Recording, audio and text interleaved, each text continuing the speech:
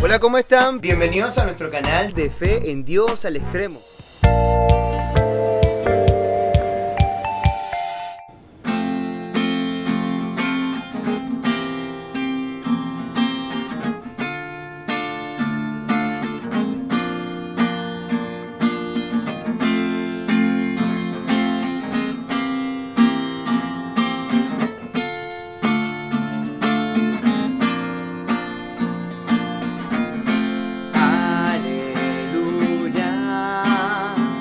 Ven Espíritu Santo, aleluya, eres Pascua, eres amor, aleluya, aleluya, aleluya, aleluya, aleluya. Aleluya,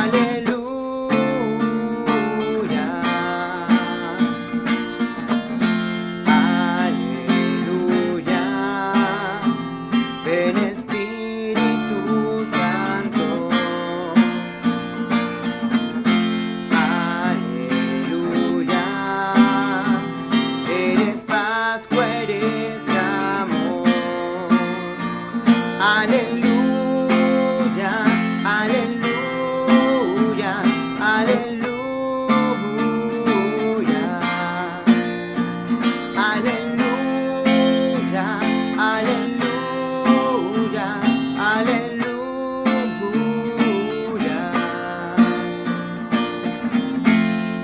aleluya, ven Espíritu Santo. Muy bien, hoy vamos a hablar acerca de la unidad que no implica uniformidad. Eso quiere decir que vamos a centrarnos en el ecumenismo, partiendo obviamente de la cita bíblica de este jueves y jueves sacerdotal, donde oramos por todos los sacerdotes.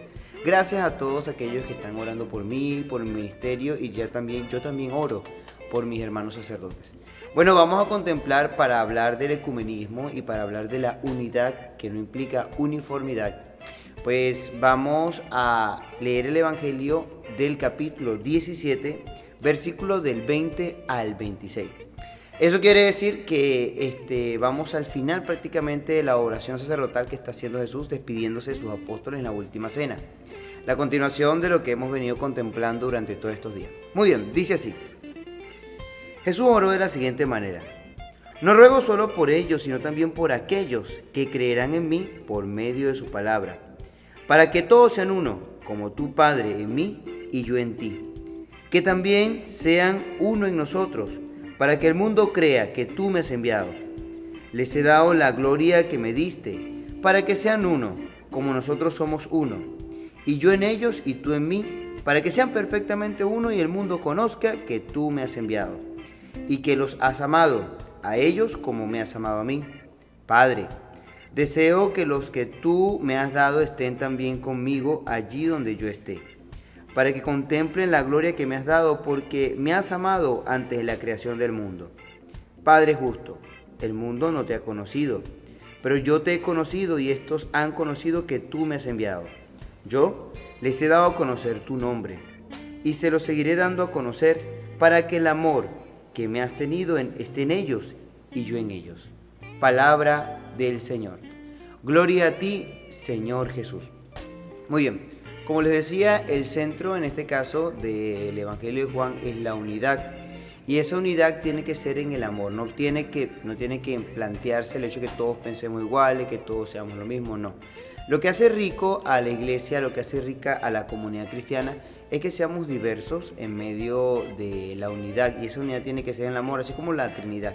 Y más o menos ese es el centro del Evangelio de Juan.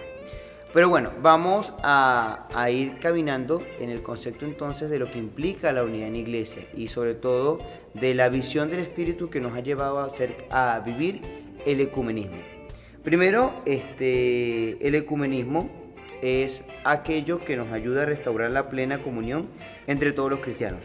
Ecumenismo procede del griego oikoumene, que indica en la antigüedad toda la tierra habitada. En la iglesia se utiliza generalmente cuando vamos a hacer el Concilio Vaticano II, por ejemplo, se invitó a varias comunidades, varias congregaciones de iglesias, sobre todo la iglesia oriental, para que nos ayude a discernir los signos de los tiempos cuando se está realizando el Concilio Vaticano II. Pero el ecumenismo se empieza a fomentar por la situación de que ya empieza el diablo, el que divide, a hacer estragos en la comunidad cristiana. Entonces, como respuesta, pues se promueve todos estos movimientos que a través de la historia a veces han fallado y a veces pues nos han ayudado a ser uno en la fe, como el Padre quiere aquí en la oración que está haciendo Jesús. Jesús quiere que seamos uno, pero nosotros no hemos dado mucho ejemplo, ni siquiera en las religiones abrámicas. Abraham, que es el padre prácticamente del monoteísmo, de él sale la raíz del judaísmo, de él sale la raíz del cristianismo, de él sale la raíz del islam y bueno, las religiones abrámicas como nosotros, pues tristemente no hemos sido el mejor testimonio. Y hay algo que, si no hay unidad entre nosotros, pues contradice prácticamente la voluntad de Jesús y el sentido del ser cristiano. Y sin amor y sin unidad, pues no merecemos credibilidad, pues la división pues es más demoníaca y diabólica que cristiana. Pero veamos que esta tentación nos la promueve el diablo no solamente desde ahora, incluso desde la Sagrada Escritura. Si retrocedemos un poco en la historia del ecumenismo, y a lo mejor no explícitamente como lo estamos promoviendo ahora después del Concilio Vaticano II, sino desde el texto bíblico, pues vemos por ejemplo que la unión entre los cristianos se ha visto amenazada desde muchos siglos antes, ¿sí? El ecumenismo es eso, promover nuestra unidad, pero desde el principio ya hemos tenido conflictos. En Pablo, por ejemplo, en Filipenses observamos que Pablo está viviendo los conflictos entre los cristianos de Corintios y los judíos cristianos. Y también los Hechos de los Apóstoles, si recuerdan, pues nos plantean el hecho de que hay como cierta diferencia entre Pablo y Pedro por la situación de la circuncisión. Y eso, pues bueno, ellos intentan lograr como un consenso. Hay un momento donde se reúnen como que el primer concilio de Jerusalén para promover la unidad, y sí, gracias a Dios lo logran. Pero también en la comunidad judánica se siente amenazada. No solamente es una comunidad perseguida, sino que, por ejemplo, en la primera carta de Juan, aquellos que promueven doctrinas distintas a la visión salvadora de Cristo, que nos ha salvado en la carne, como un principio de docetismo, pues está haciendo daño a la comunidad y la está dividiendo. Juan, enojado, pues obviamente en la carta promueve el amor, ciertamente. La carta de Juan es indicativa del amor, el evangelio que estamos leyendo es indicativo del amor, pero en su primera carta dice, no, estos son falsos profetas y este tipo de personas lamentablemente son unos anticristos, porque promueven la división dentro de la comunidad. O sea, el evangelio de Juan y el contexto histórico en el que fue escrito y a quien fue escrito está intentando que no se promueva eso, la división de la comunidad judánica. Entonces, pues bueno, vamos, esa unidad se está viendo amenazada incluso desde el principio, desde la Sagrada Escritura se empieza a notar. Considero que los movimientos, que sobre todo filosóficos y teológicos, que se dan en el entorno de los padres de la Iglesia ya por allá en el siglo III, en el siglo II de nuestra era, pues también van creando cierta división dentro de la comunidad cristiana. El maniqueísmo, del cual incluso formó San Agustín parte en un tiempo, estaba tratando de crear esa división. Los donatistas, los arrianos, los montanistas, los novicianos, los monofisistas, los nestorianos. Si quieres conocer o tienes dudas acerca de estos movimientos de división, no solamente teológica, sino también de una división que rompía, hacía ruptura dentro de la iglesia, pues escríbeme en la caja de comentarios o dime más o menos qué consideras que son. No se parece mucho a algunas sectas que están promoviendo todavía las divisiones. Pero creo que el golpe más fuerte es cuando ya se da la división entre Oriente y Occidente, entre la Iglesia Católica Oriental y la Iglesia Católica Occidental. Entonces, la división entre los patriarcas, bueno, se vuelve tensa. Sin embargo, en Lyon, en Florencia, se hacen reuniones para que por lo menos en el 1045 se logre dar pasos en la unión. No hay una visión conceptual del ecumenismo, de restaurar la unión entre los cristianos, pero sí por lo menos hay el intento de que se dé, pero no.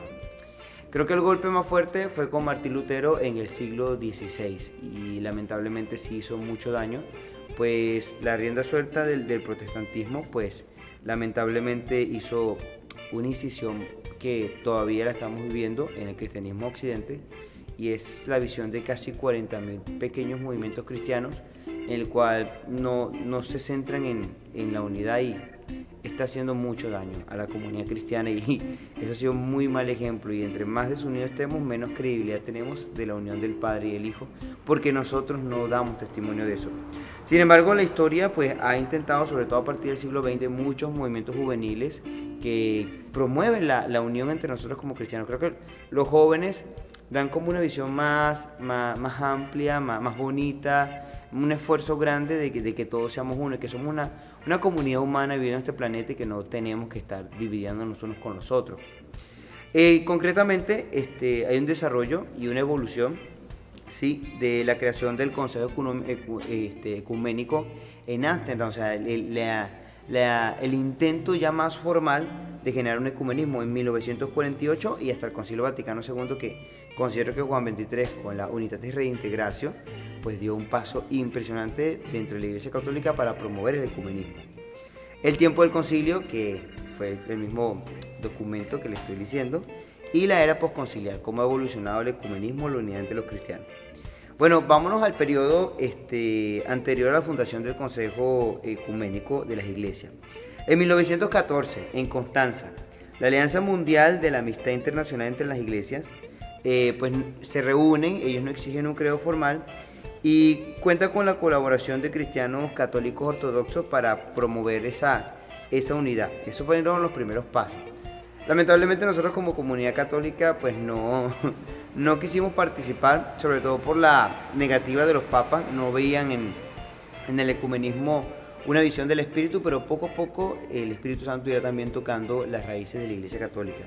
En 1919, Holanda, el arzobispo Soldelbrom fundó el movimiento cristiano práctico Lives and Work, y su primera conferencia tuvo lugar en Estocolmo con unos 661 delegados y 37 países. Fue la primera reunión donde participaron delegaciones oficiales de la Iglesia, y eso fue muy interesante. La Conferencia Mundial de Estocolmo invitó a toda la cristiandad a hacer penitencia por la incurable incisión que hemos realizado durante toda la historia en divisiones dentro del mismo cristianismo, ni siquiera con otras religiones, estamos hablando dentro de nosotros mismos. El Consejo Ecuménico para el Cristianismo Práctico trabajó en conjunto con el Instituto Internacional de Ciencias Sociales de Ginebra, especialmente con el Seminario Ecuménico de Adolf Keller, que promovieron el ecumenismo desde la prensa y la noticia. Ya toca los medios de comunicación y ya empieza como que a oler el mundo desde los medios de comunicación, pues desde la prensa y desde las noticias, el hecho de que ya se está dando un movimiento de queremos unirnos, queremos ser uno para estar como nos pide Jesús en el Evangelio. En junio de 1937 tuvo lugar en Oxford la segunda conferencia mundial bajo el tema Iglesia, Pueblo y Estado.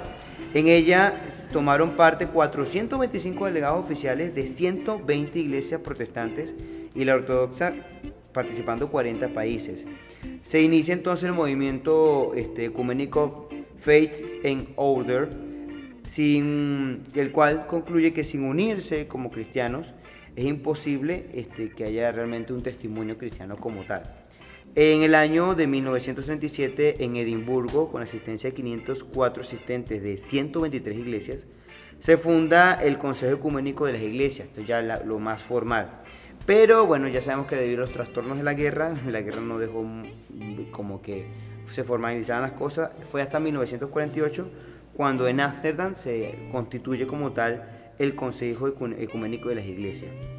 En 1961 se realiza la tercera asamblea del Consejo Ecuménico, y para nosotros es de suma importancia, pues los miembros de la Iglesia Católica participaron como observantes y además se integra el Consejo Ecuménico al Consejo de Misiones. Entonces ya la Iglesia Católica empieza a participar de manera más formal dentro de este movimiento.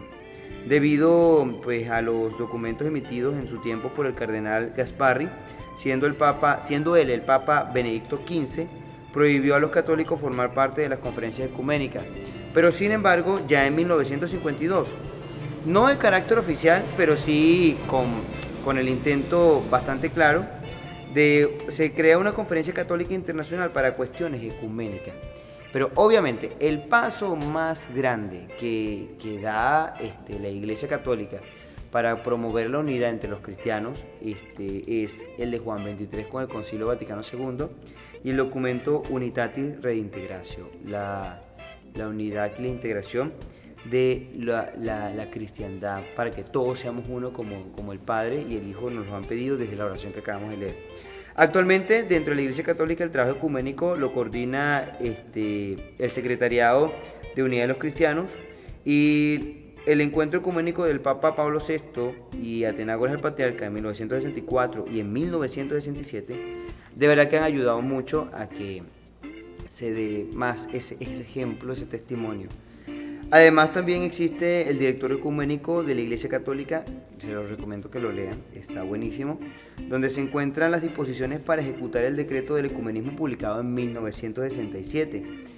A fin de cuentas, el Evangelio de Juan lo que nos pide es que todos seamos uno. Ese es el mejor testimonio que podemos dar, que tú y yo seamos uno. Y si me está escuchando alguna persona de otra denominación cristiana, algún protestante, algún evangélico, incluso algún judío o algún musulmán, pienso que lo que quiere Dios de nosotros es la unidad.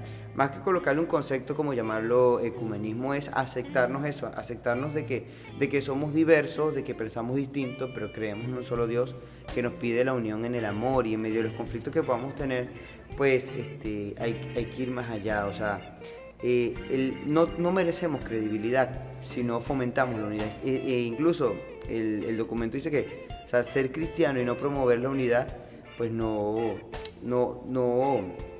realmente no da fuerza a nuestra fe. Por acá hay un elemento que quiero destacar, y es el hecho de las directrices que tiene el documento Unitatis Redintegratio. Y es que dice que, pues miren, la división entre los cristianos contradice abiertamente la voluntad de Cristo, y lo hemos visto en el texto. Es un escándalo para el mundo y daña la santísima causa de la predicación del Evangelio a todas las partes del mundo. Entre el numeral primero y el numeral cuarto se reconoce que el movimiento ecuménico de este siglo ha suscitado y es suscitado por el Espíritu Santo, y nos invita a todos los miembros de la Iglesia Católica a entrar de manera decisiva en el camino ecuménico.